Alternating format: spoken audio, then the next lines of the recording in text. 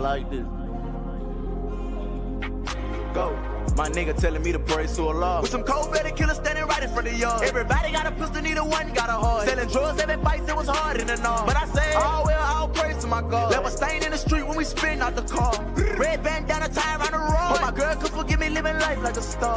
All red bottoms looking like I walked on the scene. Homicide damage with the pills. Young nigga came up still running from the system. Got his homeboy stealing out the pack, so he clipped him. And feeling down, need somebody for the lift. He been fighting with his girl cause he said it down feeling. Mama say that he got drugs in his system.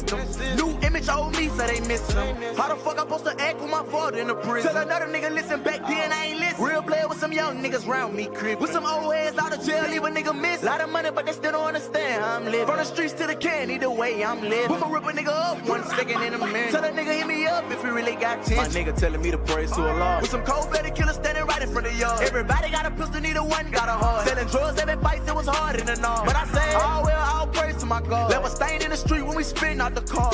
Red bandana tie around the road. Hope my girl could forgive me living life like a star. What I say? Press the button in the door, open up. Let my nigga out the whip, ain't no shooting out the rave. Got the back in the front sold up. Tell him spin around the block right before you catch a play. Came home, started selling AA. Got some dog food on me with some act in the case. Got a K right in my home if you ran in my place. Put a bullet in his dome once it exit his face. On my knees, praying to God, telling him I'm going home if I don't live up to going hard. One night I ain't go home, girl, acting crazy cause she mad that I'm living like a star. Bitch, I'm straight up out them trenches, I ain't never had a heart. And I'm plugged in the socket, I ain't never had a car. And you want the fancy thing, so you better play your part. Told that bitch you don't work, then I swear you gon' starve. My nigga telling me to praise to Allah. With some cold-blooded killers standing right in front of y'all. Everybody got a pistol, neither one got a heart. Selling drugs, every fight, it was hard in the north. But I say, all well, all praise to my God. Left a stain in the street when we spin out the car. Red bandana tie around the road. Hope my girl could forgive me living life like a star. Like a star, yeah.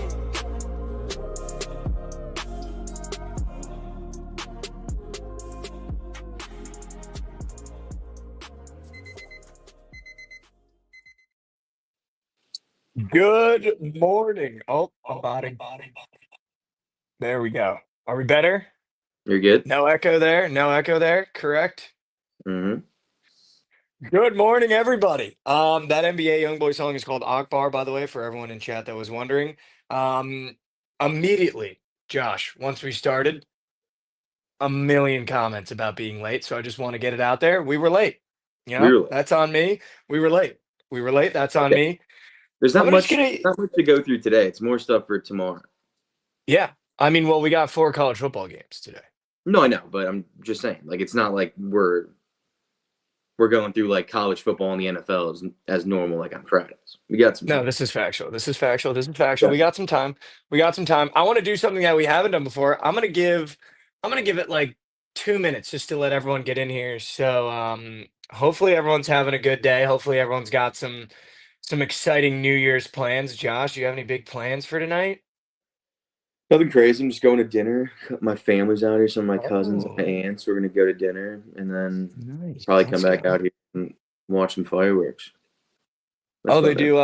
You guys do fireworks?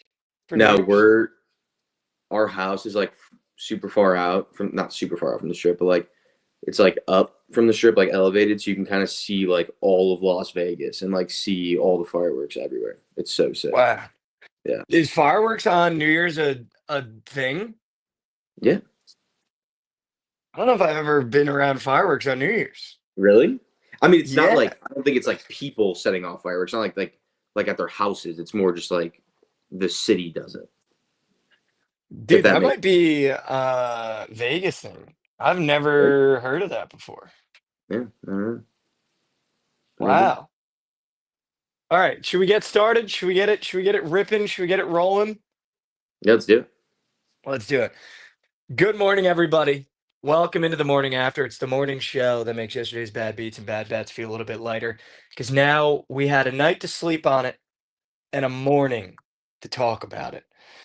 Josh, somebody get me my broomski. Somebody, whoever's working in the broom closets, gonna need you to go ahead and deliver the broomski to these hands right here. To these hands right here. I'm gonna need broomski. Josh, I don't know if you saw it, but I'm red hot right now. Oh, I saw it. I'm red hot right now. 17-3 in the last 20 straight bets. And I feel like people People been asking questions. Has Mike lost his fastball? Does Mike even have it anymore? And I think the resounding answer is obviously yes, I do. And no, my fastball didn't go anywhere. I could still throw 90 right down the pipe. Yeah. Maybe 95 on a good day. But dude, I don't know why. I've just been seeing the board so clear. We're on our last episode of 2024. I mean, dude, there's so much going through my head right now. This was the year that we started the show in. This was the year that we had the idea for the show. I feel like so many things have happened this year just in terms of Book It and this show. And it's weird that we kind of have to say goodbye to 2024 a little bit in this episode. I know. It is weird, but I mean, you are scorching hot right now, so you just take that into 2025. Dude. That'd be We're gonna have to. That'd be nice. We're gonna have to take it into 2025. Let's go, Josh. Here we go. Didn't want to run away from it though. We full faded our prize picks lineup. So shout out Lonzo Ball, finished with exactly 12 PRA, and Craig Reynolds did not get in the end zone. Yeah. Well, the other one that we had didn't full fade. We hit one leg. Marquise Johnson went crazy. But shout out the Snapchat gang. We did hit one late night. No, I mean, wow, it's going to be a weird feeling going into 2025 for sure. I mean, a lot has happened in 2024. I mean, we had the Caitlin Clark blow up. That was iconic. We beefed with Diana Taurasi. That was iconic. We saw the rise and fall of the Jets in 2024. I mean, that was, you want to talk about from start to finish. If you go back and watch the first episode before the NFL season started, how highly we were talking about the Bears and the Jets to where we are now. I mean, what an absolute roller coaster. Yeah. That was. When we look back, is a roller coaster just straight down the entire time? Yeah. Because that's all that was. That was a cliff. That's what that all was. My roller coaster is doing is the it's like one of those things where all the bolts are popping out as it goes. Everything's rattling and the bolts are popping out. That's literally what it is. Just a giant drop. You ever been on the giant drop thing that just goes up and down? Yeah, it's so good. That's all. So good. Actually, dude, not a big roller coaster guy. Really? I used to hate that. Cousins forced me to go on them. Now I like them. You know what's funny, dude? I don't know if this is like a me thing, but when I was growing up, I don't like to do a lot of things. Like I do if I like want to do them, but like it's very hard for me to like convince, like, for example, the Frisco Bowl. Like stuff like that where it's just like something casual. Like, I mean, outside of sports, what up, Mark Snodgrass?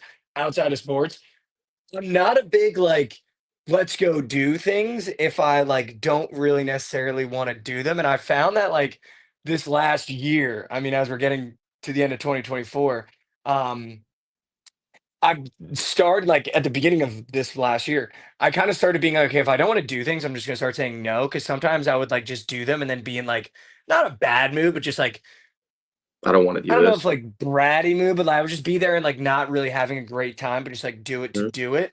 And I feel like I've started just being like, no, I don't want to do that. And I think it like as someone that does that now, you realize how often people don't do that.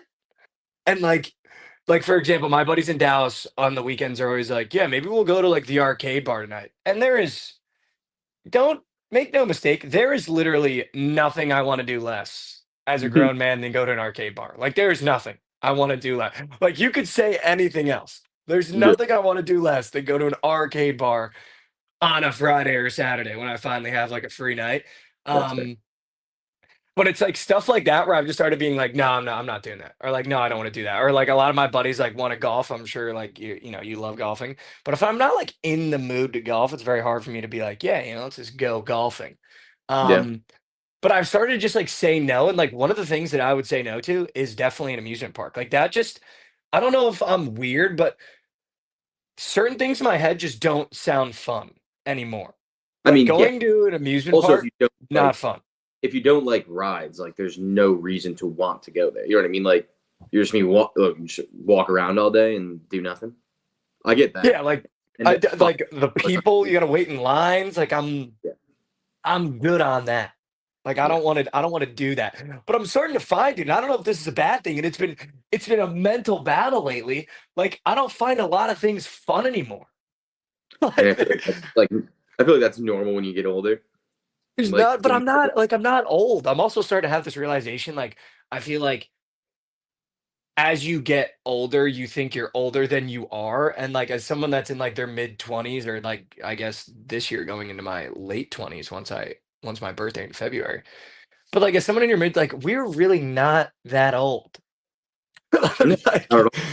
it's just like I feel like trying to shift that a little bit too, where it's like, dude, yeah, like I feel old because you're growing up and you're like, wow, I never thought I'd get to here when I was like 12 years old. Yeah. But it's like I'm really not that old in the grand scheme of things. But like, dude, there's not much that I find like fun anymore that I'd be like, yeah, I'm like, I'm gonna get up for that. You know Unless what I mean? the B-Dubs Council. The B-Dubs Dude, Council, you the beat ups council, I'll get up for it till I'm in like my 80s. And even then, I'd still be like, till yeah, you're we need to gone, convene the dude. council, dude. Till you're gone.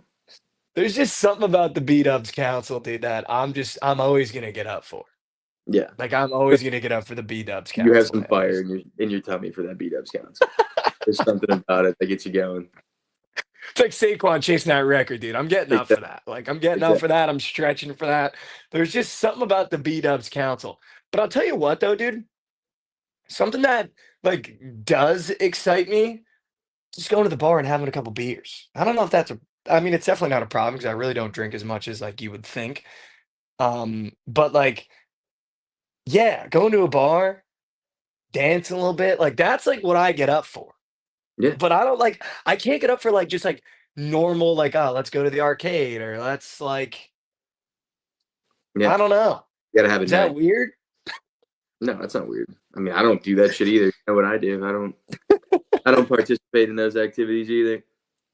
Chad, am I cooking right now or am I off the rails? Be honest. I think you're Am I good. cooking or am I off rails right now? Because I feel like just as we're going into 2025, there's a lot of things that I'd like to change. And like, I don't know, not getting up for like weird activities is one of How about this? New Year's resolution, you're going to the Frisco Bowl next year. them. Yeah, okay. Early sign All up. right. New Year's resolution, I'll go to the Frisco Bowl at the end of That's the one thing that you don't want to do that you have to do this next year. Yeah, I'm asking the guy that's engaged if he wants to go to Dave and Buster's. That's so good. That's so good. That's so good. I'm flying Um, down for the Frisco Bowl. Shout out Goots. Let's shout get out. Goots to the Frisco Bowl. No, yeah, dude, I don't know. There's just a lot to reflect on in 2024. I mean, we'll talk about it more at the end. Um, you're Irish. We know you're part alcoholic. Yeah, I think I'm a little too proud of the Irish heritage too sometimes. You know what I mean? Like me and my buddies, we got this whole bit where like we just like make fun of each other for like my one buddy is just disgustingly Italian, the other one's like Polish. We just like rip each other all the time for just being like, I'm the Irish one. But yeah, dude, you go to an O'Brien Christmas party or like an O'Brien anything, dude, it's rare there's not something flowing. Like sometimes I gotta sit there and be like, man, like I don't remember the last holiday where it wasn't like, yeah, is he driving home? There's no way he should be driving home. Yeah, I don't know, dude. 2024 was a crazy year for this show. Before we get into the sports, I mean, just wanted to thank everybody obviously for coming along for the ride. You know what I mean? I mean, literally, this was the year that I pitched the show. Got Yeah. Josh involved.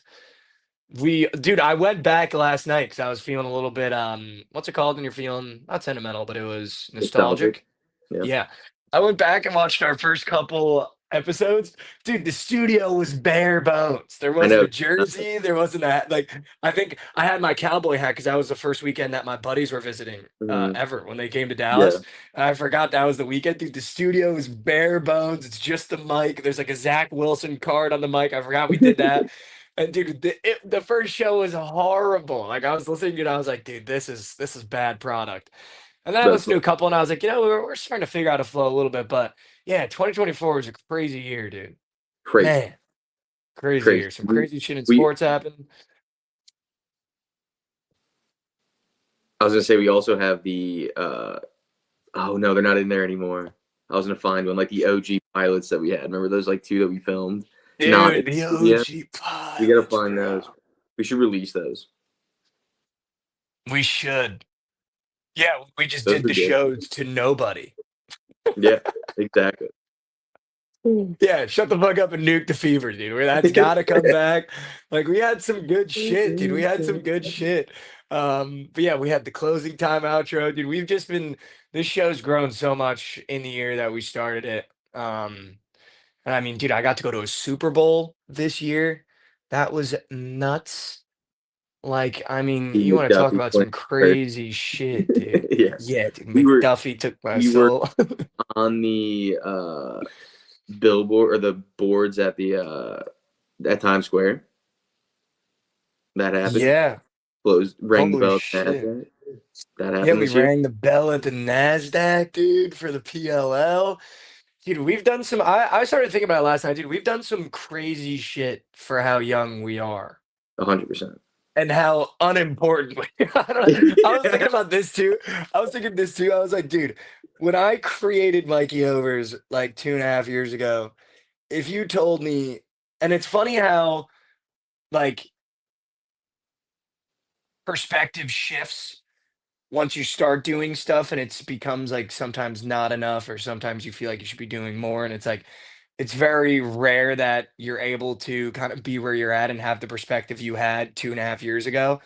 But if you told me 2.5 years ago when I was flushing out Mikey Over and making videos in LA that dude I'd be on a screen in Times Square or closing down the NASDAQ or going to a Super Bowl event or meeting some of the people we've met or doing some of the shit we've done, I would have been like, dude, you're out of your mind. I'm gonna have to throw my phone away in 2 months because this shit's not gonna work. And I mean, like, first I want to thank everybody in here because all the people that are in here watching a show like this are the reason why I'm been able to do all that stuff and why we've been able to do all this crazy shit. But like, man, dude, 2024 was a ride. It was 2024 was a real deal ride. a lot of Got moving punched, got punched by a UFC champion. that happened. That did How happen. about that? How about that, dude? How about that, man? But yeah, I mean, I can't wait for 2025. I'm really excited. I can't wait for the end of this episode. But should we talk some sports? Let's do it. I think we can get Should into we that. should we talk some sports, man? I feel like that's what the people are here for. That's what the people want. Let's talk about what happened last night, Josh. Wait one sec. I think last episode we got to use all the graphics. Do we have graphics?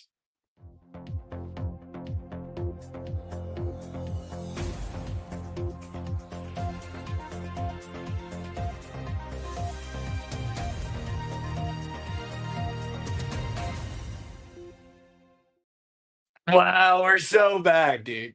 Chat, what do we Yep. think about the graphics, dude? Do we miss the graphics? I forgot we even had a what in the world graphic, dude. Yeah. On some real shit, I forgot we had that what in the world graphic, dude. That Florida State trip was so funny. Dude, I feel like we got to start where everyone wants to start. The Detroit Lions are like literally an electric factory. I know. They're so Like, good. I don't know if it gets cooler than the Detroit Lions No. when Dan Campbell comes out and he goes, and I actually understand his perspective now. Like, I feel like when you actually hear him out and you listen to what he had to say and why he played all the starters, it makes so much sense. And you see why these guys fight so hard for him and why, if you're in that Lions locker room, I totally understand like why they're having the success they're having. No. And wow, Goots found the initial promo. That's nuts. If Oh we my. played the initial promo, we might have to. But dude, you realize why the Lions are having the success they're having. Dan Campbell's like, listen, here's the thing. Those guys aren't preparing for a game like this. Those young guys aren't getting the reps that you think they're getting before a game like this. Those reps, like, and he was like, for example, Hooker, those reps are for Goff. Goff's getting those reps in practice. Hooker's Right. not getting those reps in practice. So to just throw him out there totally unprepared makes no sense when they're fighting for each other. And he was like, I can really only bench 6 guys. So who are the 6 guys I'm picking that I say you're more important than the rest of them? And then the guys that aren't getting set, How do I keep them motivated? You know what I mean? And it makes total sense where like just coming from a franchise where Aaron Rodgers is benching himself and Garrett Wilson is literally like everything's falling apart. You realize why this Lions team is so successful, and it doesn't really come down to the talent because yeah, that defense is really banged up, and that's why they're kind of getting diced as of late. But it really comes down to the attitude and culture that I feel like Dan Campbell's built, and I feel as though we sometimes forget how important culture is. And I feel like sometimes we forget that, like, yeah, talent's really, really good and really, really cool. But if that culture isn't all there, that talent is really useless, especially in the sport of football, when you have two sides of the ball and essentially two different teams, right? Like, I mean, when you talk to Dave, who played at the highest level other than the NFL, the guy that worked with Dave, everyone in here should know him, played O line at TCU. Offense doesn't really talk to defense. Defense doesn't really talk to offense a lot of the time. And in practice, you're really trying to kill each other. So it's really two different teams on one team. And the culture is what brings those guys together on game day. And I think like when you look at a team like the Jets, who have clearly a weak culture, there's no winning culture. There's no guy that leads that boat. The head coach isn't the leader of the team. There's nothing to really get behind. There's no champion to fight for. And then you look at a team like the Lions, you're like, dude, I feel like sometimes the Lions could put the Vanderbilt roster out there and win an NFL game Yeah. just because the way they talk about each other, the way that they fight for each other. It's just like you realize how important culture is when you watch a team like the Detroit Lions, who has the injuries they have, playing in basically a useless game for them. And they come out, go down early, and they're still never say die. They come back and beat the 49ers. Yeah, I mean, dude, that offense is built literally perfectly. I don't know if I've seen an offense that like just because of how they play, like their offense is built through the trenches. Like their offensive line is fucking insane. Like, Unbelievable. but then they also like they're the grittiest team probably on offense in the league. But then they also have weapons and a top 3 play call in the league that literally just makes defenses look dumb. Dumb, dude. Like they'll Dumb. bully you, and then take the top off or run a play like that hook and ladder. Like they'll do that, and it's like how did that just happen? It doesn't make a lot of sense, especially when you consider where the Lions were 2 years ago. Did you see Ben Johnson after the hook and ladder touchdown? How crazy he was going, Dude, yeah, because I feel like when stuff like that happens, like that's a team's team. You know what I mean? Yeah, that's so sick. Like I love that. It's like, dude, I was watching the mic'd up of it was Ben Johnson, Dan Campbell were mic'd up. I think Dan Campbell was like kind of mic'd up for the game against the Bears that I was at, and like Ben Johnson the entire game is just dialing up shit and just knowing it's gonna work. He's like, he called like a screen pass to Amon-Ra in the red zone, and he's like speaking under his sheet, like, "Oh, we got him. I think we got him. I think we got him. Like it's gonna be a touchdown." And then it was a walk-in touchdown, of course. Like they're the most physical and also probably the most well-coached offense in the league, which is crazy. Dude, 100%. Maybe And not it's like it's also like fun to watch. It's not like they play ugly football, dude. no, they play. You know, it's like beautiful. That's what it is. Like they are so physical, but they also are so good at using their skill players. Yeah, 100%. Mr. Mikey, I know you can't see chat. I can see chat actually. Can't thank you enough for your dedication to this show. Look forward to work every day, knowing I'll be watching the show once I get into work. Thanks, Anthony. You've been one of the guys that's been around forever, man. Just want to thank guys like Anthony for showing up every day. But yeah, of course, we're gonna be here every day till the wheels fall off, man. That's the motto. But yeah, dude, I mean the Lions are just, and it's funny because I feel like you get, especially for the two of us on this who just support the most rat shit of rat shit every weekend in and out, it gives you such a different perspective watching our teams and then watching a team like the Lions play. And it's literally like, how do they do that? How do they score 30 points a game? How are people open? That's like how do they get first down so consistently? Yeah. Dude, I said this earlier in the year. Like I've never seen the Bears. Like I haven't seen the Bears run a play in 5 years where where the play is actually worked. Like butt naked wide. They scheme the guy open and it actually worked. Haven't seen literally. that since Mitch. Literally. I agree, dude. I couldn't agree more. We got a question in chat. Winner Vikings or Lions right now? If they played each other, who do you think wins? I think the Vikings win that game just because the Lions defense. I Right now. agree, and I think the Vikings defense kind of stands up a little bit in No, a I game agree. like Yeah. that. And I think if the Lions had their defense, it would be way more because I don't think the Lions are putting up 40 on the Vikings. Let's But go I think press them. put up 40 on the Lions. Dude, I mean, that would be such a good game. It's That'd gonna be be such a good they game. flexed it to the night game, which is gonna be awesome. That's such a good game. That is literally such a good game. Yeah.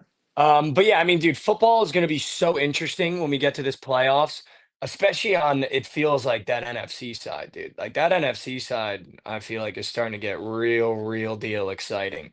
And I Yeah. mean, obviously the AFC. I mean, if Joe Burrow can just squeak, I know. if Joe Burrow can squeak, dude, I would be ecstatic if Joe Burrow and this Bengals team could just squeak, I just dude. want to see him in the playoffs. I just want to see him play a game in the playoffs and see Jamar have 3 touchdowns. I know, me too. And it's funny because I saw this tweet and it's like could be just the truest thing of all time. Pat Mahomes looking at his schedule, knowing if they lose on purpose, they knock the Bengals out in the last week. That would just be so Pat Mahomes and the Chiefs. Just to be like, oh, you mean Joe Burrow could get knocked out of the playoffs if we bottom? Wait, so if the Chiefs lose, are they still the 1 seed? I'm not sure how that would shake, Because if the rattle, and Chiefs roll. lose and they're still the 1 seed, I would 100% lose that game intentionally and Yeah, get I Joe mean, Burrow in the playoffs. it's out of doubt, dude. Hold on. This desk is like on an angle, and I feel like it's messing me up. Yeah, It's so the making 1 me seed look. block. So I don't know why you would win. Yeah, I don't Keep know Joe either, Burrow. to be totally honest. Keep Joey Burrow out of there. I mean, yeah, I mean, I feel like, dude, if I'm the Chiefs, the last guy I want in there is Joe Burrow, They dude. play the Broncos, correct? Am I wrong? They play. Ooh, I'm saying I think the so. Chiefs. Yeah, I think. Yeah, I Right? think they play the Broncos. Yeah. Yeah, I think they play the Broncos. I think they play the Broncos. Yeah, they definitely play the Broncos, Yeah, actually. I mean, I did. But My hair is so long. But dude, I just like football is just gonna get so interesting here. I feel like in the last couple weeks, and not the last couple weeks, the last week here, and I don't like right now. Who's your Super Bowl champion? Mm. Right now, like Right I've already now, to like win right right now, now, who's your Super or Bowl like when champion? they're Like right healthy. now, Like, will they be healthy? like right now. It's the Chiefs, dude. I'm gonna go with the Bills. It's the Chiefs, dude. I'm gonna go with the Bills. It's just the Chiefs, and I'm gonna tell you exactly why. Because I was having this conversation with myself last night. Everything's fun and games right now. Everything's fun and games. And then the playoffs are going to hit. Hollywood Brown's going to be a full go. Right now, his yards is at like 30 and a half. He's clearly still a little bit rusty, still whatever it is.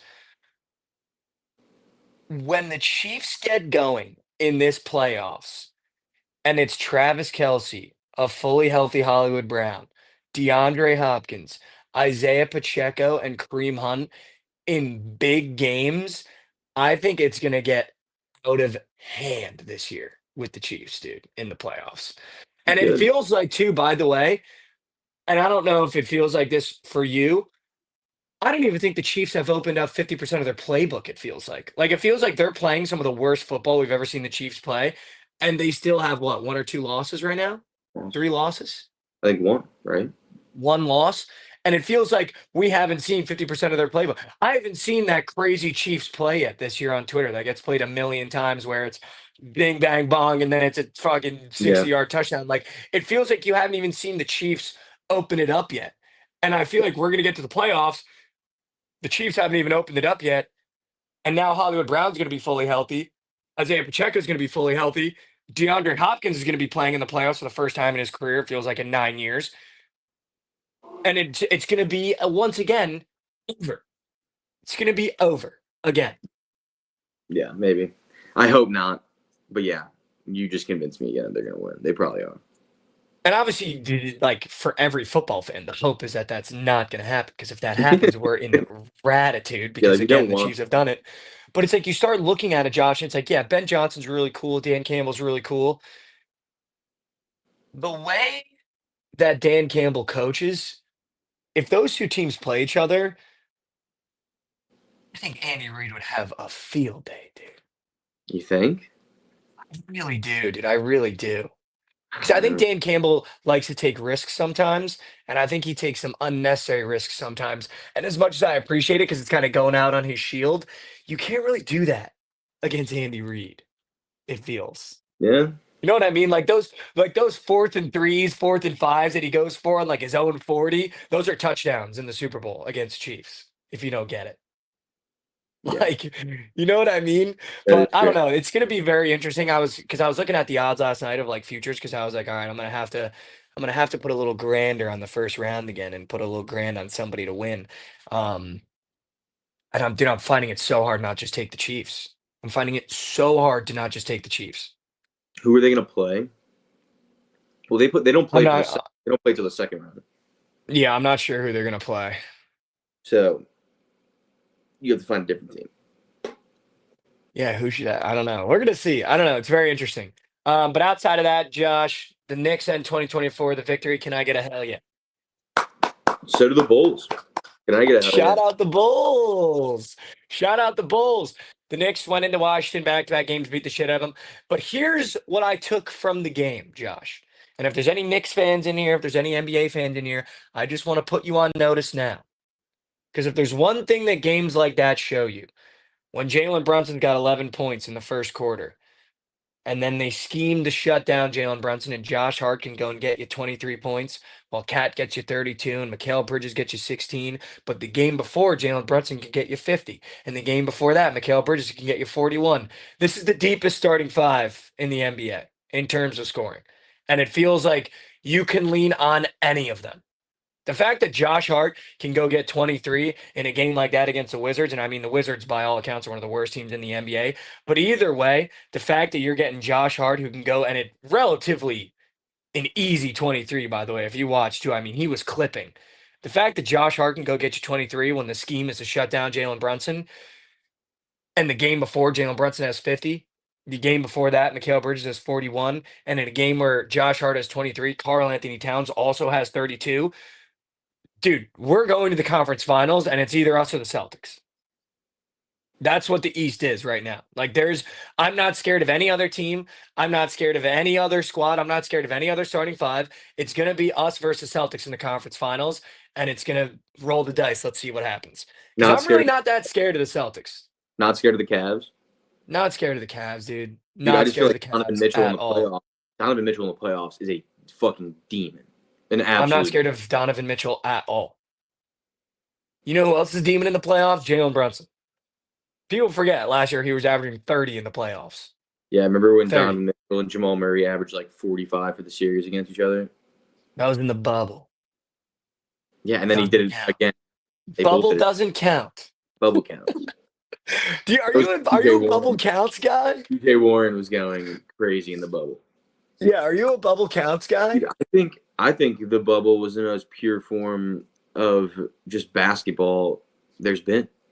God, you No- sound like such a no- purist NBA podcast guy right I mean, now. it's like there's no home court advantage. There's no traveling. Everyone's doing the same thing. Everyone uses the same facilities. Just like it is what it is. Like everyone has the same shit. Everyone has to do the same shit.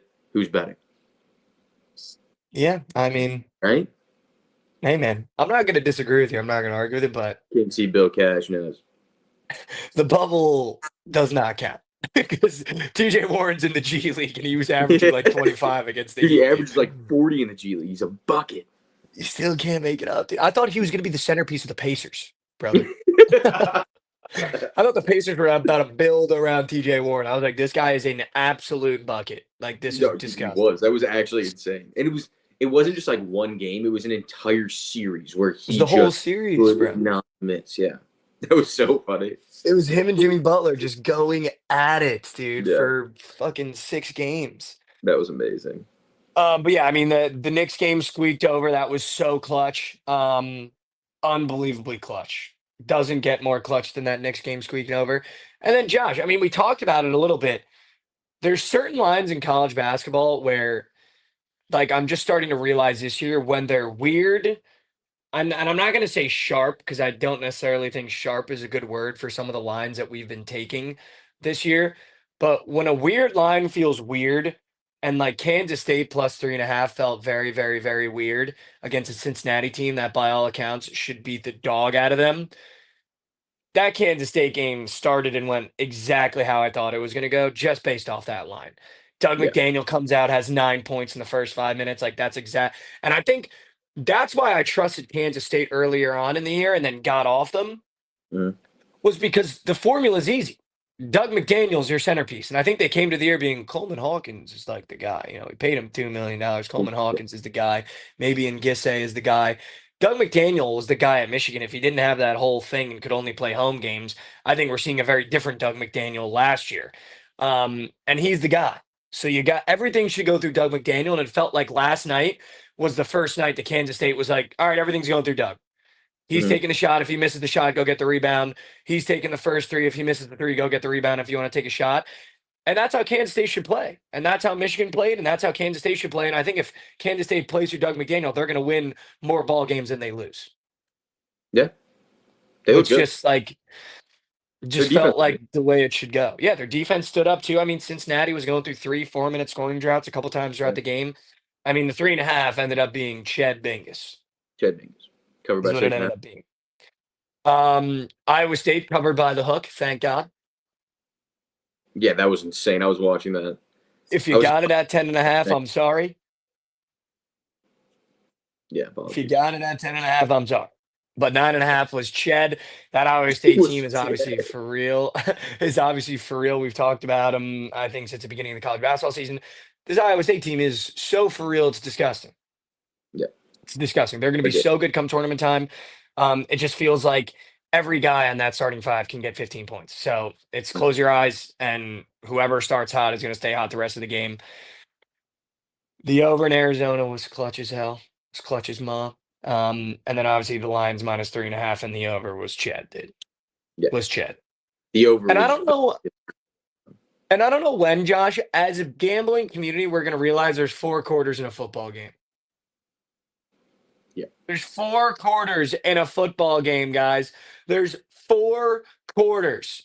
The amount of mentions and DMs I get when I tweet like the Lions minus 3.5 and they're down 14-0, and people are like, oh, I should have known when this idiot's on the Lions, it's over. Brother, there's 4 quarters in a football game. 4 of them. Not Mhm. 1, not 5 minutes, not 12 minutes, not 2 quarters. There's 2 halves, 4 quarters of football to be played.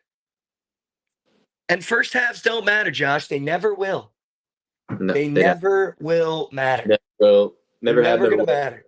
They're never going to matter. Unless you're on the good side of it, then they matter. Yeah, then they matter. If you come out to like a 15-point lead at the end of the first half, that's what I'm talking about. Then that matters. That's what I'm talking about. Jalen Brunson, Josh, ended 2024 exactly how we started it. Just can never pick the guy's game right when he's going to go off. The one game I don't take him, he's got a 50 ball. I take him. He's got 11 in the first quarter, ends with 18. What are you going to Wasn't do? I supposed to tell you that you're not allowed to bet on him ever again, and then you did it again? Yeah, well, you were supposed to, and you didn't tell me. So that's more on Yeah, you than me. I feel. don't know if I was informed that you were going to be taking that last night. I did. I said I got to do it. All right. I got it in 2024, right? I'll be better in 2025. I'll tell you what was always hitting. Debo Samuel scoring to end off 2024. I wasn't watching that game when he scored. I was eating dinner, and I just got the notification, all caps, Debo. That's all. They definitely So good. that was so Ended the good. game with 5 receiving yards, though. So one man, one game officially moves to 0-9 in its last 9. So to shout out to one man, one game.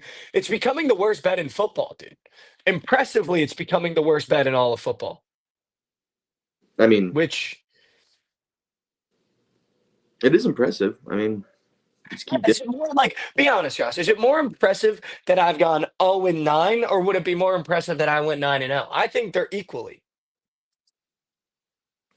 I think would say- they're equally as impressive. Well, if you full faded in both, like if you full faded the yards and touchdowns and went 0-9, then that'd be just as impressive. But I Well, know that's that what you happened. That's what happened for 0-8. 0-9, Oh, Debo was the really? first guy Just to yesterday? score and not get his Okay, yards. then yeah, it's pretty much the same exact thing. Like I feel like that's they're equal. They're equal. They're equal. You know, they're equal. Is at Does- least how I feel. I feel that. But yeah, shout out Debo scoring at the end of 2024 after I put a rack on him in the Super Bowl and he got put in a seatbelt. Shut up. Shout out Debo. I wish we were in the studio so I could touch the ticket one last time. Because dude, we're gonna have to throw the ticket away because I'm gonna have a new one. Yeah, well, we'll have to wait until you get the new one, and then we'll sub. Are there physical machines in Louisiana? Like casinos to be able to get a ticket? No idea. Because we're going to be in Louisiana for the Super Bowl. I just realized the only reason we were in Vegas because the Super Bowl was there. Yeah, I'm not sure if we're gonna be in Louisiana yet, but yeah, I'm not sure. Oh, they do. We are. I'm going to need a physical tick, dude. Yeah, we are. I'm going to need that tick. I mean, dude, I think is it legal in Oklahoma? I know Oklahoma has casinos. I just don't know if they have sports books. They don't have sports books. Never mind. I don't think so. Oh, yeah, dude. The New Orleans Stadium is called the Caesars Superdome. Yeah, There's got to be physical tick. in the stadium, that'd be hilarious. That'd be nuts. I mean, I don't think we're going to the game, but if we end up in No, New They have Orleans, that. that'd be They have that at sick. Cup games now. They built a FanDuel sports book inside Wrigley. Wow. Yeah. Wow. Oh, I guess we have a New Year's giveaway. Ladies and gentlemen, we have a New Year's giveaway. Josh, would you be able to click that link and read the giveaway for the people? Oh, go into the link. I can't click the link, but I can go read it. All right. So every 200 subs on our YouTube channel triggers a giveaway of $200 and a Bookit Sports hat. Wow. So So for every 10K. 200 We need to get to 10K. every 200 subs we're giving out $200. It seems pretty And good. we're at like 8.6.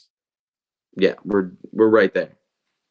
We are going Also, to 10K. Also- In PP promo, Josh. In PP promo. yeah, in PV promo. Also, when we get to 10K subs, one person who subbed will be able to come with a game with us in 2025.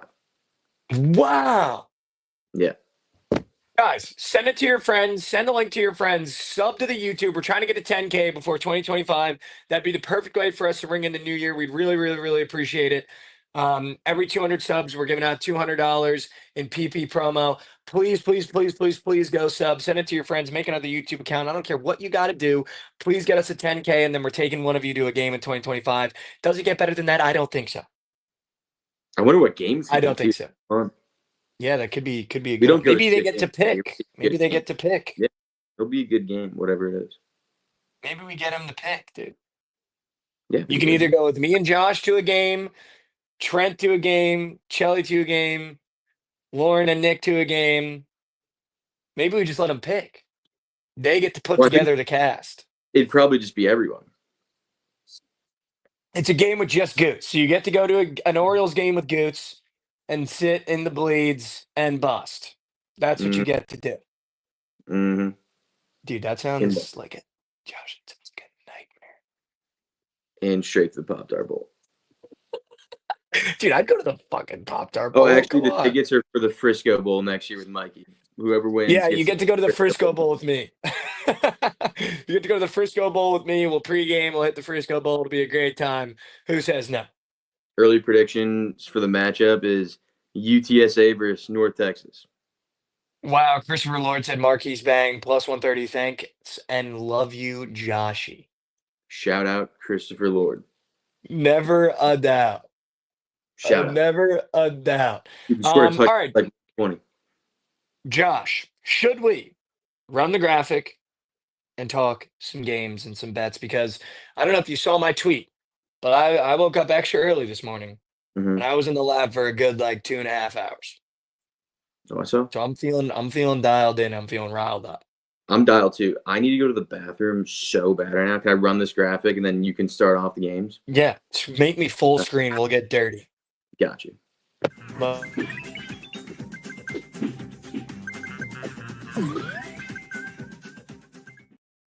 Welcome back to Slate Surfers, the part of the show where Josh abandons me and I try to get in my bag and give you all the plays and parlays you need on a Tuesday. Are we on? Is it Tuesday? The 31st? The last Slate Surfers of 2024. Who would have thought we'd be here? Not me. Not me. Not me. I thought this show was going to get canceled after about a week. So shout out you guys for all the support. Shout out you guys for tuning in every day. Let's get some winners. 17-3 in our last 20. Here we go. Turn me up. Here's what I'm thinking, guys. I had this, and by the way, the coin toss is out. So make sure you guys go watch this episode of the coin toss. We did it live yesterday. It was a great time. That's where you can dive in. We gave some great props that I'm not going to give out here. We gave some totals and sides that I'm not going to give out here. So make sure you guys go check out the coin toss now on the Bookit Sports YouTube. Let's start. All right, we got an early bowl game. And I came up with this narrative yesterday, and I think I'm really going to double down with it. I'm going to Alabama first half for a whale. And I think strictly because Shedeur Sanders playing in the bowl that he played in really just opened the door for Jalen Milroe to play himself higher in the draft. I'm not saying that I think Shedeur is going to drop down to where Jalen is at right now at 8 or 9. But I seriously think that Jalen Milroe might play himself higher than potentially Cam Ward if he can play really well against Michigan today, because that's the nature of football. What have you done for me lately? The last taste of Shedeur you have in your mouth is getting his shit blown by BYU. Or should I say soaked? I want to be politically correct there. So I'm taking Bama first half for an absolute whale because I think Jalen Milroe is playing himself higher in the draft is what I seriously think he's going to try to do now. Because I don't think anyone really impressed. Cam Ward sat out after the first half. And I want to make sure that I don't get caught with that. Because I could see Jalen Milroe potentially doing the same thing. I wouldn't be shocked if he has a really good first half that he sits out the second. So Alabama -9.5 is going to be my first play of the day, 100%. I like that. I want to take the over in this game as well. I think Alabama's offense is going to do some gross things to Michigan's defense. And I also think Michigan is going to get a little tricky in this game on offense. They're going to need to do some weird shit to score on Bama. And I think that's going to happen. I don't disagree. Josh, are you able to pull up the Prize Picks board? Mm-hmm. On your phone? Like on your phone? Yeah, I have it. What do you need? I'm thinking I really want to get Jalen Milroe pass plus rush. Let me find it. 271.5.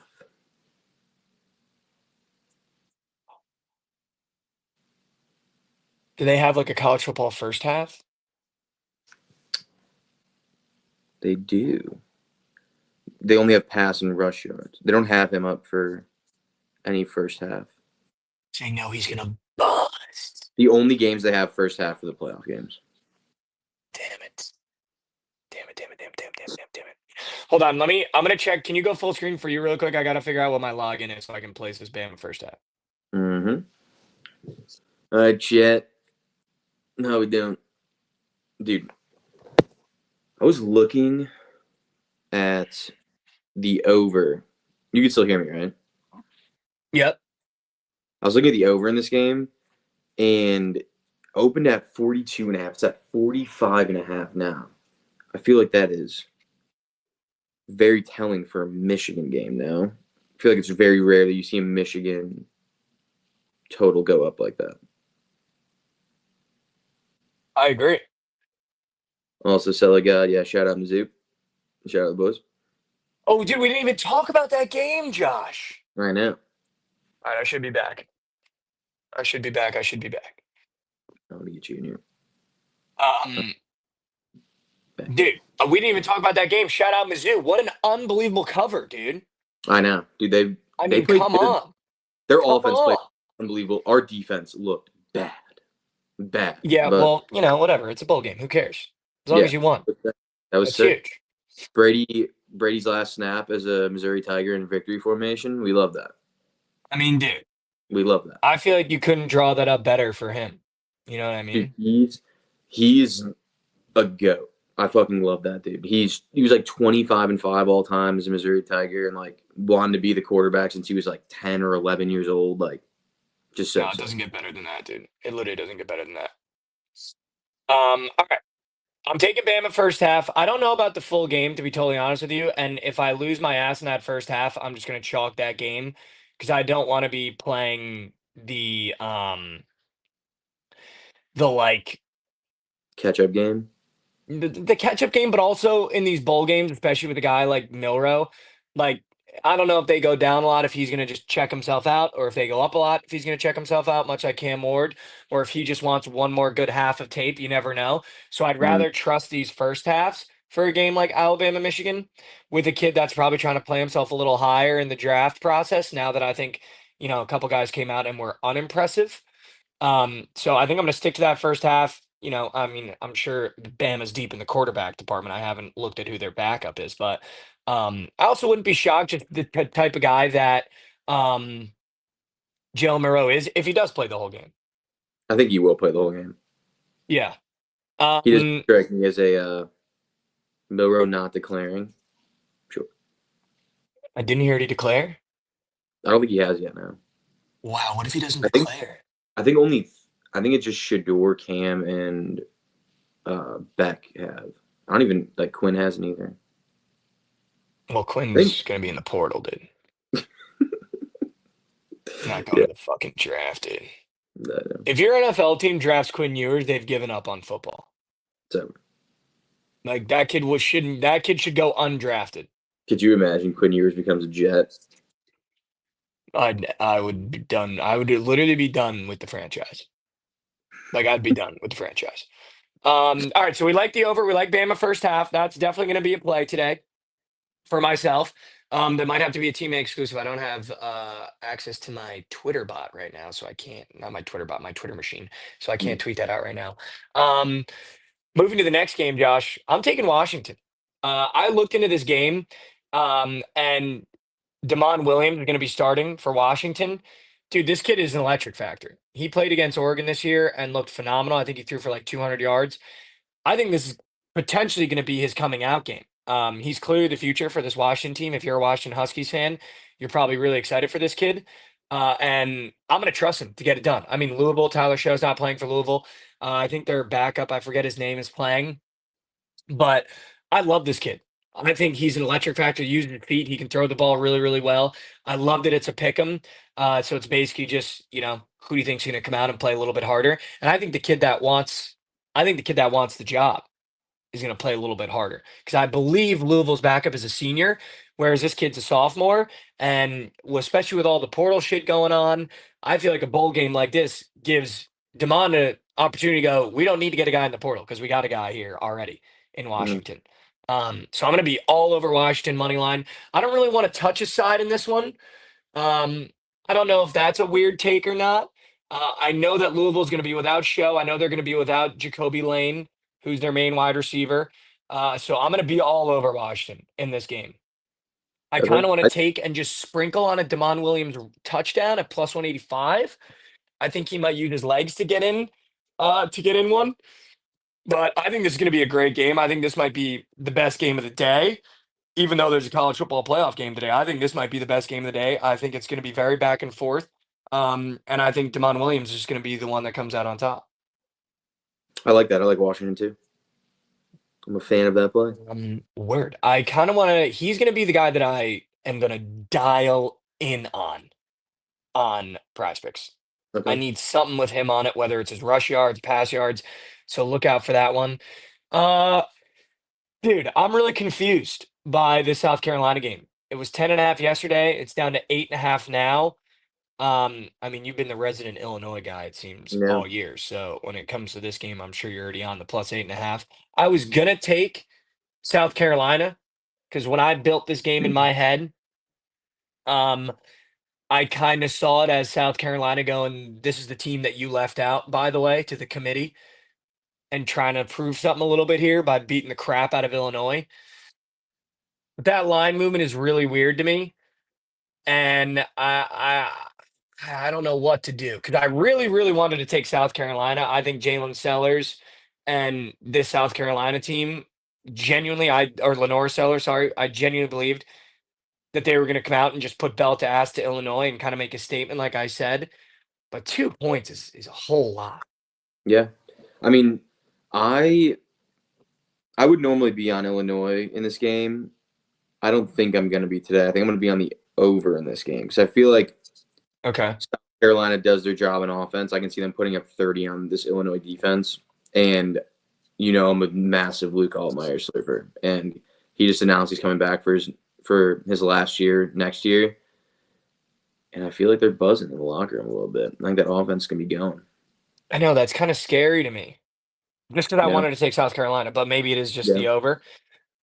So yeah, all right, I'll take the over. I can take that over. Speaking of overs, I'm taking this Baylor LSU over with Jovan. He gave a great sell job on it yesterday. I mean, he basically gave the script on Big 12 teams kind of end the season hot. They normally end the bowl year hot too, and I think Baylor kind of comes in here and beats the shit out of LSU. I mean, LSU went from +4 to +3.5. And here's the thing about LSU, dude. They're gonna have guys. Like LSU is one of these teams where it doesn't matter who portals, no Kyron Lacey, no Garrett Nussmeier. They're gonna have fucking guys. Like I'm not worried about who LSU is gonna put on the field because it's LSU, dude. Yeah. Like this team has 2 more Kyron Lacey's in the wings waiting. So I'm excited to watch this game, to be totally honest with you. So I'm definitely taking this over. And as much as I wanted to take Baylor, even though I said I think Baylor just beats the shit out of them, I do kind of, with that line movement, maybe want to take LSU +3.5, especially because it's down from 4 to Yeah. 3.5. I like the I'm not. I think over. AJ Swan is starting, correct, at quarterback, I have no idea. or did he portal? No idea. Here, let's see. But either way, dude, I think that I'm going to be taking LSU money on this game. I don't give a fuck who's playing. I'm taking the SEC over that ratchet conference over there. Yep. And that's the only reason I'm taking it. Also, the total is like insanely high with a short spread, so like that doesn't scare me. Like LSU is going to be scoring. Do do do do do. It looks like Garrett Nussmeier is going to be starting for LSU. Yeah, dude. Give me LSU. Yeah, so I'm going to take LSU +3.5 for sure. And I wouldn't even be on. Yeah, I mean, feed me Garrett Nussmeier pass yards on a silver platter. Literally, if you could put that on a platter, please, for the love of God, give me Garrett Nussmeier. We're 100 away from the first giveaway. Come on. Sub up, little bro. Sub up, little bro, to the YouTube. Yeah, I'm gonna take LSU in the over here. I love that, actually. I absolutely love that. And I guarantee you, Josh, we're gonna cut this game on, and guys like Chris Hilton and Aaron Anderson and Caden Durham are gonna look like Kyron Lacey. Because that's Yep. just what it is at 100. LSU. That's just what it is. Aaron Anderson's gonna come out next year and be the next Kyron Lacey, I guarantee you, and he's gonna have 90 yards today for no reason. So I'm absolutely taking LSU +3.5, and I'm definitely taking the over. All right, let me get back to the main page here. I say a lot, dude. I gotta stop doing that. All right, Josh. We got the college football playoff game. My whale is in this game. My whale of the weekend is in this game for the coin toss. Go watch the coin toss for my whale of the weekend. Can I tell you what's gonna happen What's going to happen? without giving away my whale? And I don't think it'll give away the whale. Boise State, excuse my French, is so incredibly fucked. And it's the same reason that I did with SMU. It's the same reason why I'm going to do it again at -11.5 for Penn State. There's levels in college football. And I think that first round exposed a couple levels, specifically the ACC to Power 4 teams. And when you play teams that have been dominating historically in their conferences, that either way, however you want to say it, when Penn State used to Ohio State and Michigan, those 2 teams are in the playoff most years.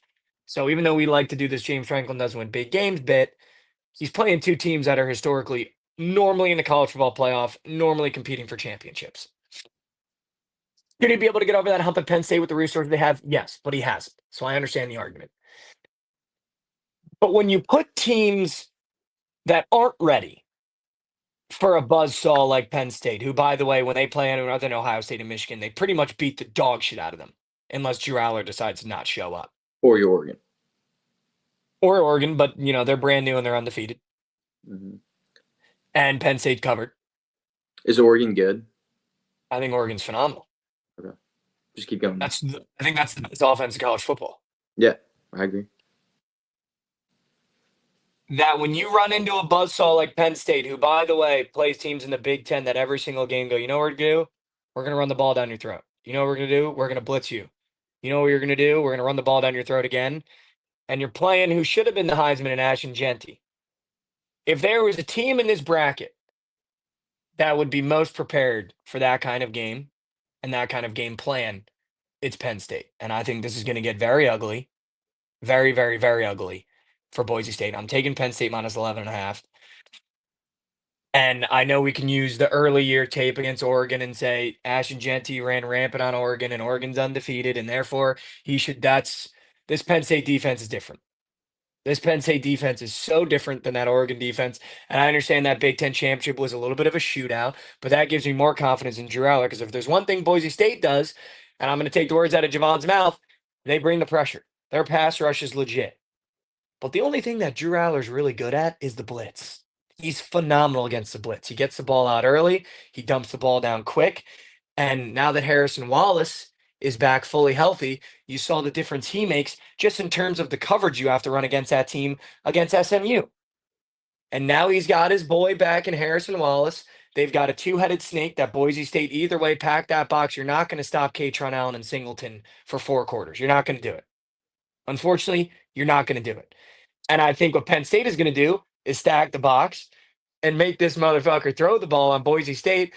And unfortunately, what this quarterback at Boise State hasn't seen is Big Ten corners who are riddled throughout the NFL. And Penn State's got some pretty good corners as well on them. And I think this is just, again, you're looking at an SMU playing Penn State, and it's just going to get a little bit out of hand because there's levels to college football. And I think Penn State is just going to absolutely crush and demoralize this team. And there's a reason why Javon's on Ashton Genty's receiving yards and not his rush yards. And I think there's a reason why this spread is 11.5. Yeah, dude, I'm going to be on Boise money line. You know I am. You were also on SMU though. I think I was. I also think that if there's one team in this playoff that matches up with Penn State perfectly, it is them. They play the exact same style of ball. And Boise State has the best player in the country. That's the only, that's how I'm looking at it. They play very similar styles, and they have the best player in the field. I agree. The only part I'll disagree with you on is when you say they play the same style. Penn State, every Big Ten team they play plays the same style other than Oregon. That's not true. Every team that Penn State, it is. Dude, Penn State you play Minnesota. Give it to Darius Taylor. He's going to run the ball down your throat. Okay, Minnesota. That's what the Big Ten plays. Maryland doesn't play that. Purdue doesn't play that. Washington doesn't play that. USC doesn't play that. UCLA doesn't play that. Illinois doesn't play that. Illinois plays that. I mean, maybe a little. Illinois hands a rock off, dude. They had 3 games this year where they played teams like that. It was Wisconsin. They won by 15.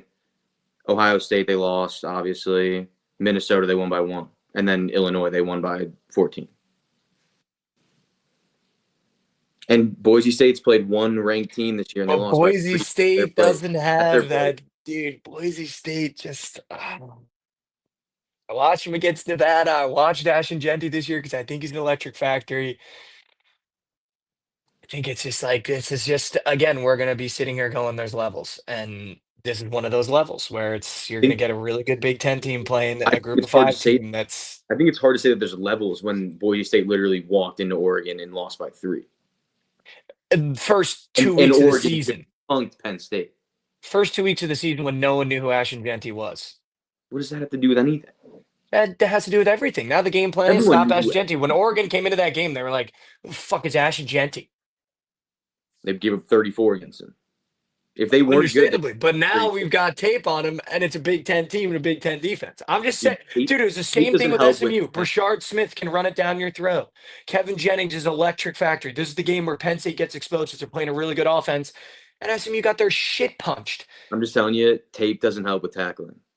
Watching him on tape doesn't help you tackling. Penn State doesn't have a tackling problem. When they play Those Penn State kids hit motherfuckers hard. So does Genty is the linebacker in every situation that he's playing. I understand, but Penn State shut down Brashard Smith, and then they made Kevin Jennings throw. And what happened when Kevin Jennings threw against Penn State? He threw 4 fucking picks. Who the fuck is Kevin Jennings? Who the is Kevin Jennings? Quarterback for SMU. I know who he is. He sucks. He's better than the quarterback of Boise State. Kevin Jennings was like a late addition to possibly Heisman conversation with the way Kevin Jennings has revolutionized his SMU team. He threw 5 motherfucking picks against Penn State when they took away the run game. He was terrible. Who's their running back? He sucks. They're running. They have the softest. Brashard Smith. What do you mean? Brashard Smith was their whole offense in the beginning. Brashard Smith is the softest runner in the 12-team playoff. Josh, I'm just telling you, there's a reason why SMU handed the ball off the first 2 quarters because their offense is built around Brashard Smith, and then Kevin Jennings getting out of the pocket and making throws. Or because they had 4th and 1 and Kevin Jennings decided to not just walk for the first down and he threw the ball. I'm just telling you. And then pick 6. I'm just telling you. And then next drive pick 6. I'm just telling you. I think you're getting a worse quarterback product in Matic Manson playing a better defense. I mean, dude, Manson. So I'm going to take Penn State. Dude, he's not good, but he never fucks up and like loses his team the game. That's all you need with this team.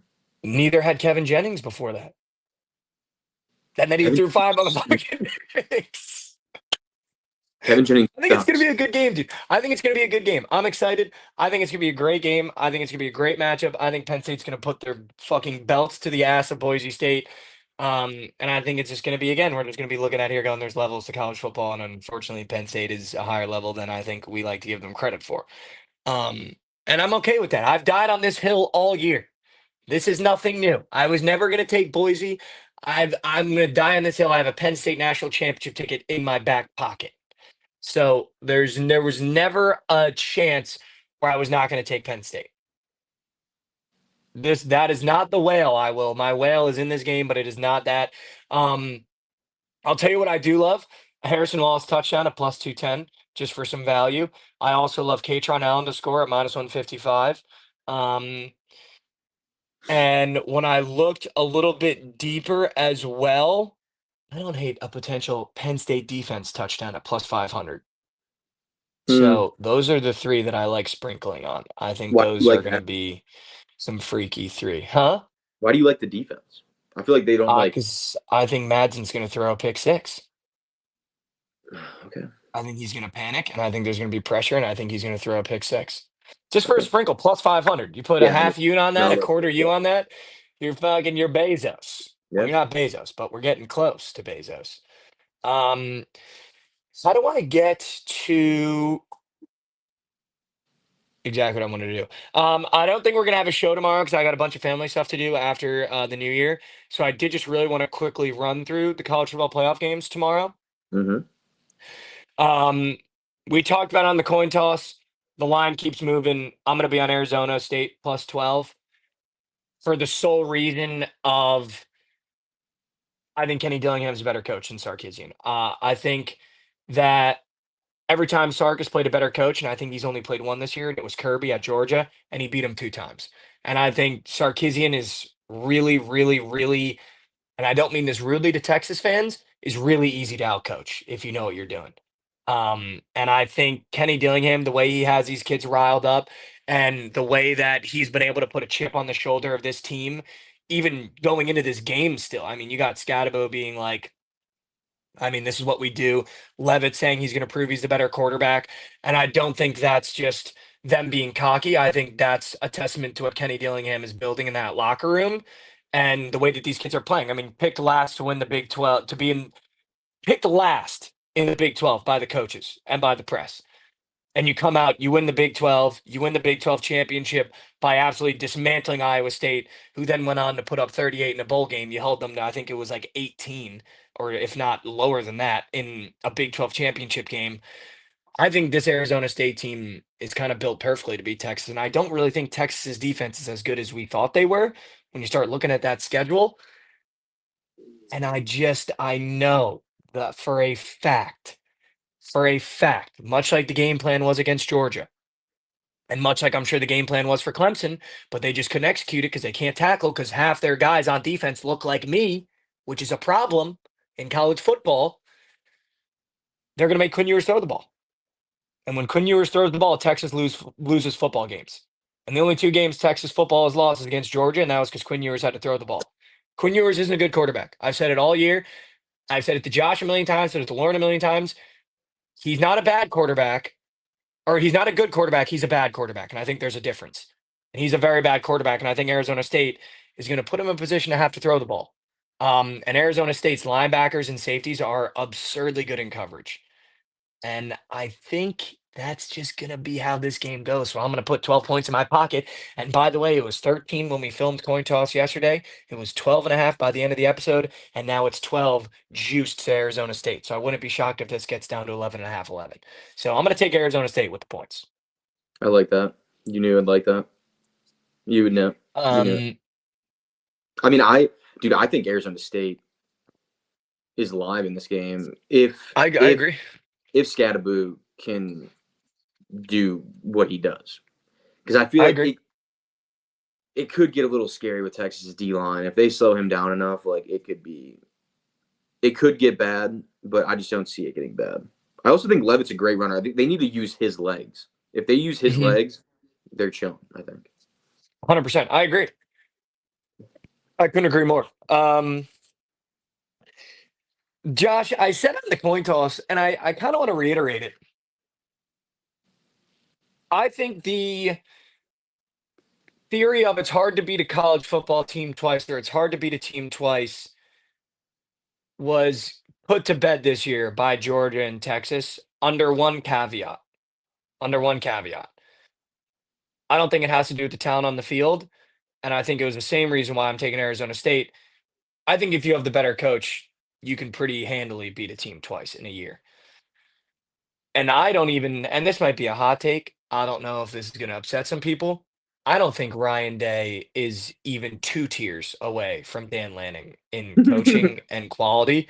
And especially with the way Ryan Day handles himself in really, really big games, I think give me plus 2.5 in Oregon money line. I think Oregon is going to walk the floor with Ohio State. I think you're getting Ohio State right now that everyone thinks, oh, they're all the way back. But like we've talked about, Josh, all year, that Tennessee team is fucking bad. Nico is bad. He overthrew. I said it a million times, coin toss. He could overthrow a government. Yeah. You put him in charge of a coup, he could get it done successfully with how bad he overthrows a football. And I think you're getting an Ohio State team at 2.5-point favorites that everyone in America and every kid in every frat house across the country and every 25 to 30-year-old, 30 to 35-year-old is going, Ohio State's back. Will Howard is back. Will Howard's a great quarterback. Will Howard played a perfect fucking game against Tennessee. There is no reason you should fade Will Howard right now with the way he played last game, with the confidence he played in, with the playbook and the play calls that Ohio State went with against Tennessee. They played a perfect game. But I think what people are forgetting is on the other side of the field is Dylan Gabriel. And Dylan Gabriel in big games is another fucking animal. He is. And I think you're going to get big game Dylan Gabriel. You're going to get big game Dan Lanning. And I don't trust Ryan Day when the stove gets hot. It's easier for Ryan Day to open up the playbook when Nico can't do shit with his legs and he can't do shit with his arm. It's easy for him to open up the playbook and start trying shit and put faith in Will Howard. But when that game is close and it's a field goal game or a touchdown game and Ryan Day starts feeling that heat a little bit, that's when they make mistakes. That's when Will Howard makes mistakes. And I'd rather have Oregon at plus chicken than take Ohio State when everyone thinks they're world beaters now. Yeah, I mean, I think I like Oregon in the game. It's just that line makes literally no sense to me. I don't know why Ohio State's favored. So I'm not going to take a side in this game. I'm just going to take the over.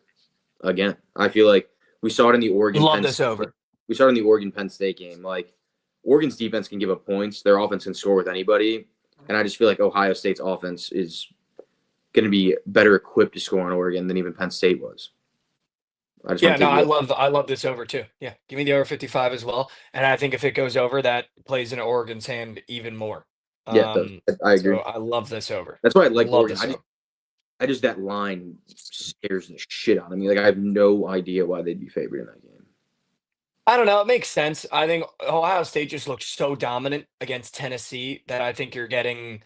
And I'm pretty sure, if I'm not incorrect, it was a pick 'em when Oregon played Ohio State. If Oregon wasn't an underdog at home as Oregon. well, I don't think they were an I'm under. pretty sure it was close to a pick 'em. If not, they were an underdog. Because I remember saying something about plus chicken the first time they played. But the books have loved Ohio State all year, so I'm really not that shocked, especially after how they looked against Tennessee. I think the books are going, holy shit, this Ohio State team is for real. But yeah, I'm going to be on Oregon and the over. I love that as well. Notre Dame, Georgia, Josh. I said on the coin toss, I'll say it again. It's just a spike fade. Give me Georgia with Stockton. This kid's an electric factory.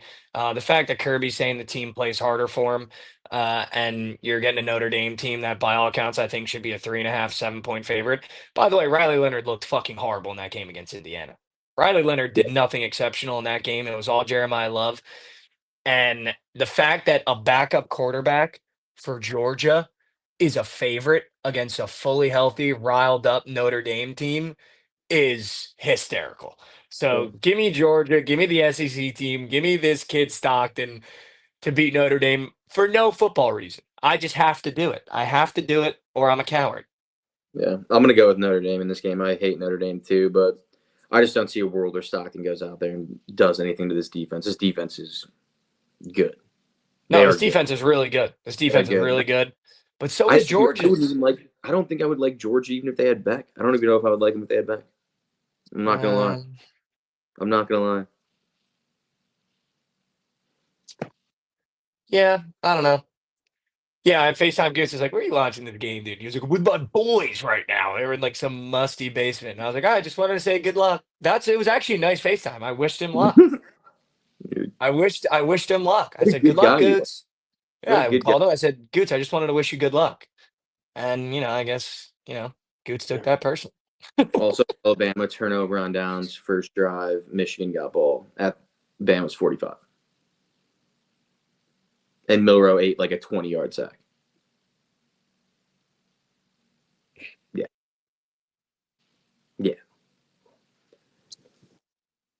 Chad, go ahead, do me a favor, move on from Alabama first half. That's a tentative Good. move on. That's a tentative move on from the first half. All right, let's do some college basketball because, Josh, there's so many games on today, and I feel like I got in my bag a little bit here. I'm just going to get it out of the way. I have to end the new year right. I'm going to take Providence plus 6.5. Don't take it. Don't take Yeah, it. If I my will. team plays on any significant holiday or anything like that, I am required to take it. So I'm taking it, okay? If Make your your team peace with it. play, Know that I'm on it and move on. Josh, there's a couple spreads I looked at today that were weird to me. mm-hmm. I'm going to take Wake Forest against Syracuse Okay. on the road. Ooh, that is a ooh. That's a It weird. reeks of a Kansas State spread. I agree, of a plus 3.5, +2 at home. The reason why I want to take Wake Forest, JJ Starling was the reason why I took Syracuse early in the year. If you remember, we took Syracuse. I think it was like 5 games in a row. He's been hurt for, I think it's been 5 games now. He's not going to be back till, I think, mid ACC play. I just still don't necessarily trust that Syracuse core yet. And I love Jair Davis. He came from Delaware. When we took Syracuse last time we took Syracuse, I said he was going to have a great game. I think he had 15 or 20. I think Hildreth and Lampkin's going to be an interesting matchup on the inside. But I just think Wake Forest is the much better team. And I think there's just still a little too much variance on who's going to be the scorer for Syracuse for me to trust them in big games like this yet. Especially with a short spread, because I think when you don't have your guy JJ, and I think they're clearly still trying to figure out who's the guy and who's going to fill in and who's going to really lead the offense, you're going to go through some scoring droughts. Mm-hmm. You're going to go through some possessions where you shoot the ball. No, you shoot the ball. No, you shoot the ball. No, you shoot the ball. I think they're going to play through Eddie Lampkin a lot. And I like Wake Forest to win this race, not the sprint. So I'm just going to take Wake Forest money line here at a short line and just trust them to get the job done. I like that. Even though Dude, if yesterday told us anything, you should take the home underdog. That's a short dog. dude, But I'm going to take Wake Forest. I like that. I'm going to an 11 o'clock game. Well, I guess 11 o'clock here. It's like, 2 o'clock your time. I want to take West Virginia plus 13.5 against KU, dude. Wow, I just I feel almost like wanted to take Kansas. That opened I know at that, 11.5. yeah, I know. But I also just think that this rivalry goes deeper than a line moving 2 points. Like West Virginia, I feel like always plays KU close, and their defense this year has been incredible. Also, KU is a turnover problem. Like when they played against us, they had like 25 turnovers. I think West Virginia's defense is going to force plenty of those and stay in this game. Dude, I almost wanted to take Kansas. I think they beat the dog out of West Virginia. Yeah, I like West Virginia. Especially with I that think line it's in movement, the dude. game. I guess I line think movement in college basketball also has meant that nothing. it has meant nothing. Also, it's a massive spread, so it's not like it matters for you. Like, I mean, they were a double-digit favorite regardless. Yeah. The defense is crap. I might take him to win. Notre Wow. I might. Wow. That's a Joshy bet if I've ever seen a Joshy bet. Notre Dame, Georgia Tech is another really, really weird one. I mean, Notre Dame's been without Marcus Burton now, I think, for 4 games. I'm very familiar with Tay Davis. He was a transfer from Seton Hall. I watched him a lot last year. He's phenomenal. He's kind of the reason why Notre Dame has been kind of keeping the ship righted. But I'm going to take Georgia Tech here at home just because I think the line tells you to take Georgia Tech at home. I think when you look at that Notre Dame roster, it screams take Notre Dame plus 102. They're the better Yeah. team. But I'm going to take Georgia Tech at home as the favorite. I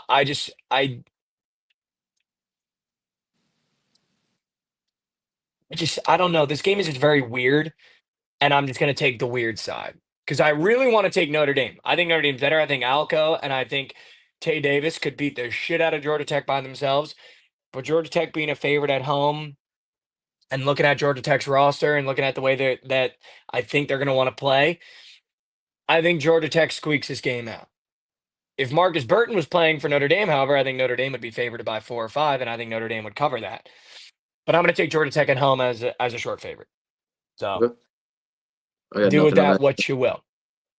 I'm taking ECU on the road plus 1.5 against South Florida. They're just the better team. They're just the better team. Josh, tell me why I shouldn't unleash on St. John's. I think you could.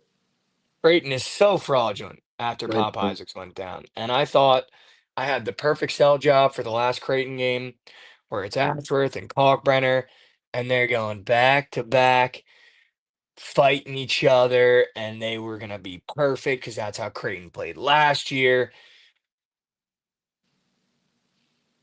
I would take St. John's. I think it might just go from bad to worse for Creighton. I agree. I agree. So I'm going to take St. John's on the Okay. road, which is probably stupid because if there's anything about playing in Creighton that I know about, it's impossible. But Mhm. I'll be the idiot that takes St. John's on the road. So we'll be seeing. You'll be I'll that guy. chalk those. Yeah, I'll chalk those units. Other LNG than that, ground. wow, boots on ground, take the under. Other than that, I'm going to be on Providence. You guys already know that, but don't tail it. All right, let's move. Do you have any other college basketball plays you really like, Josh? Dude, I actually kind of really like Providence. I'm not gonna lie. Ugh, I also like Boise ugh. State 7.5 against Wyoming on the road. I feel like it's a big spread Okay, for a road team. Give me that. I like that too. The Devils are minus 285. Go ahead, sprinkle on the Ducks money line.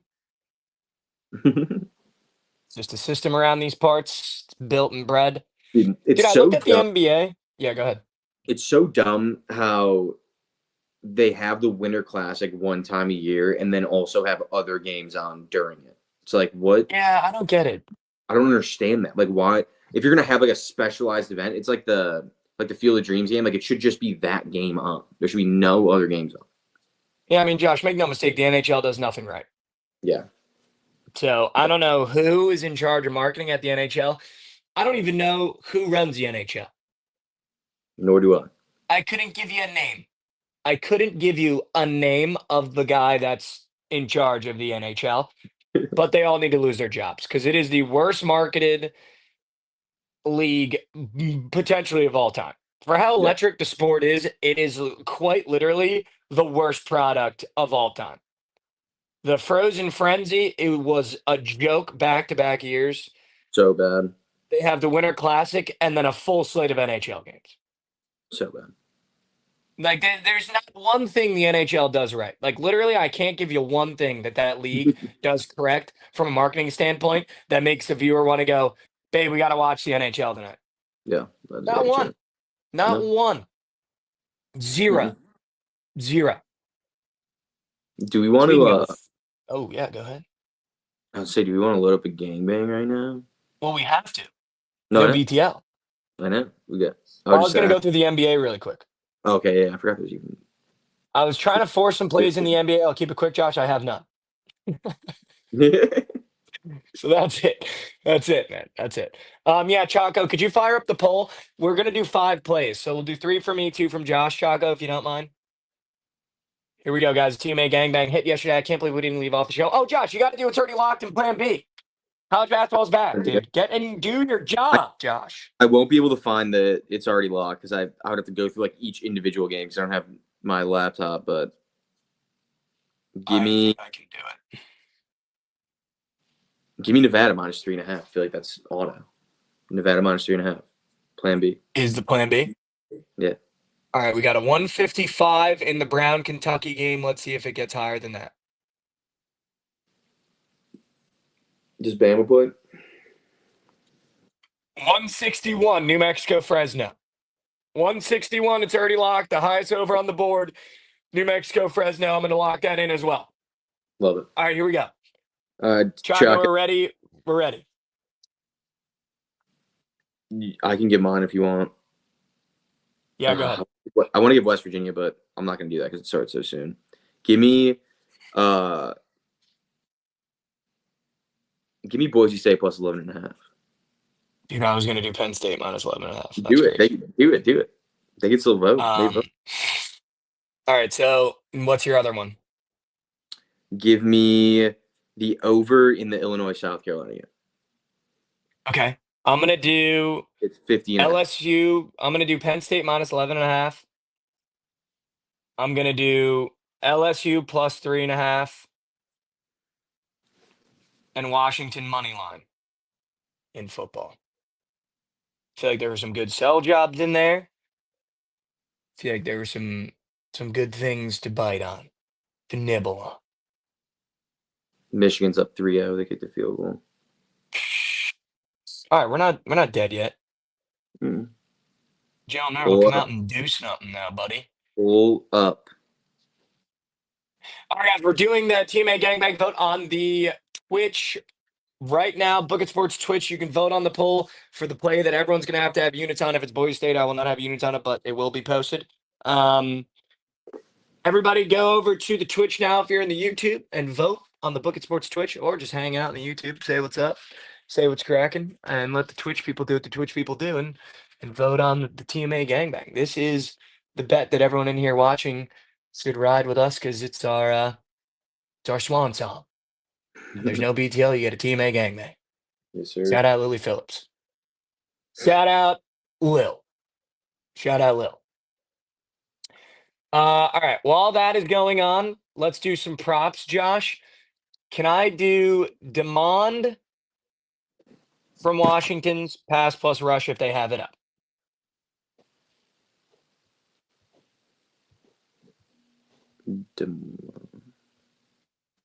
They don't have that. Sponsored by Lily Phillips. Do they have his rush yards?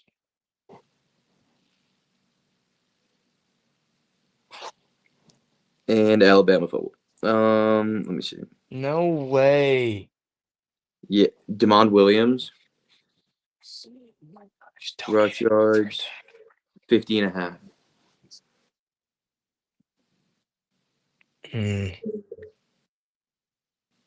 What's his pass yards at? Hmm. He is at 195.5.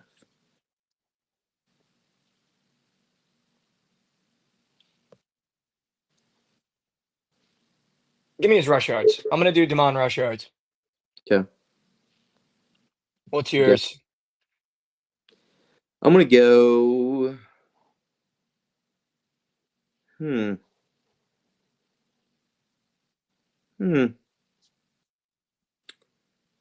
Give me Sawyer Robertson more than 250.5 passing yards. Baylor's quarterback. I think they're going to be losing that game. I think it's a high scoring game. Just give me passing yards. That'll be a two-piece. And then I also want my other two-piece is going to be Aaron Anderson receiving yards for LSU and Harris Moss receiving yards for Penn State. Okay. Those are going to be the two pieces I got to text JJ to get those in. All right, what do we have for the poll? Is it up? Is it done? Let me see. Do we have ourselves a winner or do we have ourselves a loser? Washington ML. Wow, I love that out of this chat. God damn it, fire me up. Fire me up. I Yeah, love dude, it. the voter turnout for the gangbang it's always low. I know. It makes no sense. I don't understand it. I Let me don't get this. understand it. Washington money line, teammate gangbang. Shout out Lily Phillips. Ciao. Michael Valdez, I'm so sorry for Alabama. I didn't know that they were going to turn over on downs and then fumble it in back-to-back possessions. That is my bad. That's my bad. I also have 100 on that first half, and we're in shambles. All right, I'll keep it a buck. We are in shambles. Jamie We Bambi. are in shambles. We're in shambly bamblies. The player props are as follows. Demond, the quarterback from Washington's rush yards, and Josh. What's up? Oh, fuck. Baylor's quarterbacks passing yards. Bang. And then my two piece is also Harrison Moss receiving yards and Aaron Anderson's receiving yards for LSU. Those are the two pieces. Yeah. All right, Josh.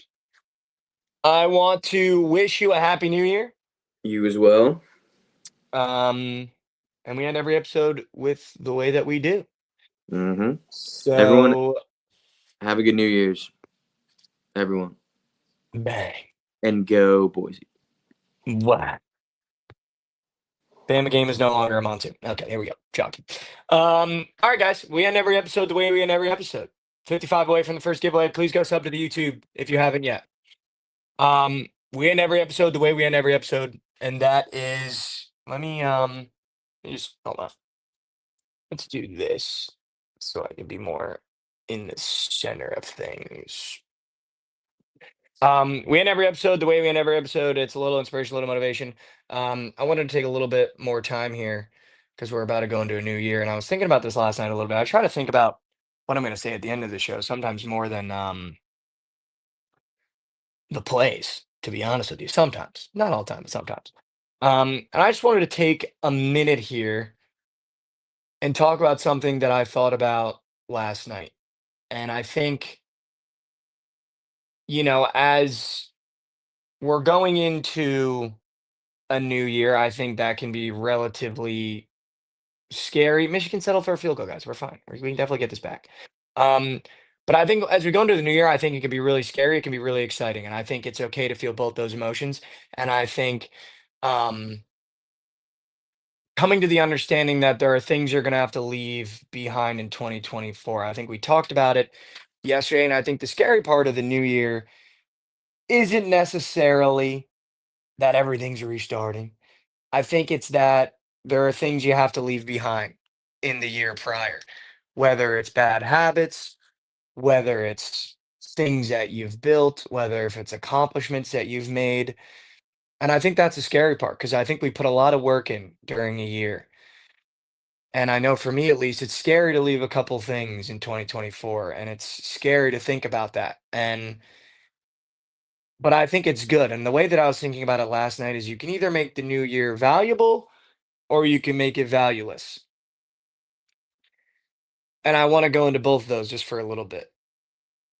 And I think the way that you make the new year valueless is trying to hold on to some of those things from this year. And I think on the opposite side, the way you make it valuable is setting a goal, chopping wood every day, and seeing where you are next December. But on the valueless side, I think too many times, first of all, we go out on New Year's, we get as drunk as possible, and you go, this is the year that things change. This is the year that I'm going to be the best version of myself. And then a weekend, we're doing the same shit we were doing the year before. And I think when you put the pressure on the new year is how you make it valueless. And I think too many times we put pressure on the new year and we go, these are my New Year's resolutions. I'm not going to eat as much chocolate. I'm going to do 75 hard, 100 hard, whatever you want to do. And I think we put too much pressure on it. And I think the way that I kind of want to approach 2025 and the way that, that I'm thinking about, I'm not saying you have to do this, but instead of putting pressure on the new year and doing all that, I'm just going to take this new year as a chance to reset and keep going. Not going to say I'm going to be a world beater by next December, but I'll tell you what I'm going to do. I'm going to chop wood every single day. I'm going to take a step forward every single day. I'm going to set goals for myself and I'm going to work towards them. And I'm not going to get too caught up in the goal. I'm going to really try to fall in love with the process as we go into 2025 and being where your feet are at. We've talked about it so many times on this episode, on this show. It's probably nauseating, but I don't think we're where our feet are at too many times. I think even when we go into the New Year's, we're not where our feet are at. We're thinking about, oh, I'm gonna go to the gym every day, so by the summer I got a fucking rocket bod, or I'm gonna give up alcohol so I feel whatever. And it's like, let's just be where our feet are at. Either you had a really difficult 2024, you had a really great 2024. Some things happened you're really proud of in 2024. Some things happened that you weren't proud of in 2024. You built something in this year that you're not gonna be able to take with you, or you built something you are. And I think just being where you are and going a new year starting, I think it's a great excuse to wipe the slate clean, as scary as it is. I know I'm scared to let go of some things in 2024, but I think it is just another day. And I think that's okay to do that too. And just go, it's just another day, but it starts a new chapter. And you're the one that's going to fill the new chapter. I think in 2024, at least just speaking personally, I put a little bit too much pressure on other people to write pages in my book. Um, whether it's your coworkers, whether it's your friends, whether it's relationships you built. And I think in 2025, take it as it's the start of a new chapter and understanding you have to fill those pages. So what are you going to fill them with? And I think just for me, it's going to be chopping wood every day. It's going to be chopping wood every day, keep doing what we're doing, and taking steps forward to try to be the best versions of ourselves. And I want to wish you guys the best luck. And Jalen Monroe Pixie later. And I want to wish you guys the best for 2025. The things we were able to accomplish this year that we talked about at the beginning of the show in 2024, I could have never dreamed of. And I think too many times, even myself, I get caught up in the game of, oh, I wish the show had more viewers, or oh, that video didn't do great, or oh, I didn't have a great day at work today. And I think just kind of altering your perspective and being really thankful for those of you that show up every day, and being really thankful for those of you that have shown support for these years and allowing me to do the things that I've done this year. I was thinking about it last night. I couldn't be more thankful for every single one of you that's in this chat, chatting every day, that shows up to hang out with me and Josh, that sets that reminder, that clicks that link to join the show and hang out, even when we're off the rails and I'm talking about what I'm doing at Mass or when I'm doing these long monologues at the end. I just couldn't be more thankful for you guys. And I hope that shows. I hope that every show that you consume at Bookit, I hope every creator that you follow at Bookit makes you feel that way. Because you guys are the reason we're able to do these awesome things, and you guys are the reason we're able to have this job. And I think we get lost in that sometimes. And I wanted to, before we start the new year, just really thank you guys for your effort this year in supporting us and being there for everything that we did and seeing the videos that might flop on their face and tuning into the streams and hopefully being a little bit entertained. And hopefully we've been able to be a bright spot in your guys' year. And just going into 2025, I have so much planned for this show. I've got so much planned for myself, hopefully, and I just hope that you guys stay along for the ride. I'm really excited for 2025. I'm excited to keep chopping wood. I'm excited for everyone to be with us every step of the way. I'm excited for the new things we have for the show. I'm excited for everything that we're getting going and that we're starting to build at Bookit. And honestly, I don't think I would have saw myself saying this 3 months ago, 4 months ago, 5 months ago. I couldn't be happier where I am right now going into this new year. Um, and I hope you guys can find that happiness too. And I just wanted to wish you guys the happiest new year. I hope you have fun tonight. Hopefully, you have a good party to go to. If you don't, crack a beer, watch a game, have some fun. Um, Because, dude, I know how hard life can be, and that's why we say take a step forward every day, and that's how we're going to end our 2024 episode. If there's one thing that we've said every single episode of 2024, we haven't missed it one episode. Let's take one step forward for me today, especially as we go into the new year. Let's make sure that 2025 starts with you taking a step forward. And I just want to reiterate again, we've had some real lows in 2024 together. You guys in the audience, me, together, we've had some real lows. Together, we've had some crazy highs. We've brought out the broomski. We full faded.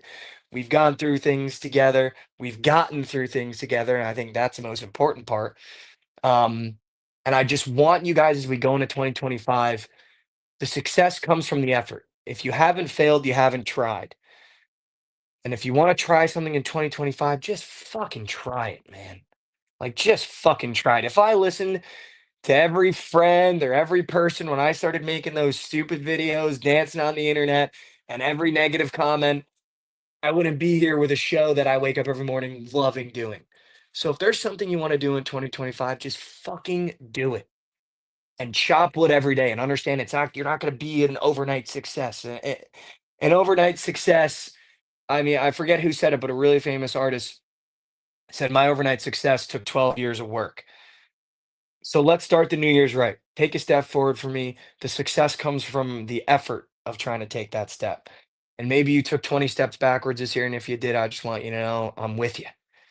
But let's try to take a step forward today and start our new year right and have some fun with some friends and start the new chapter right and fill your pages with good stuff.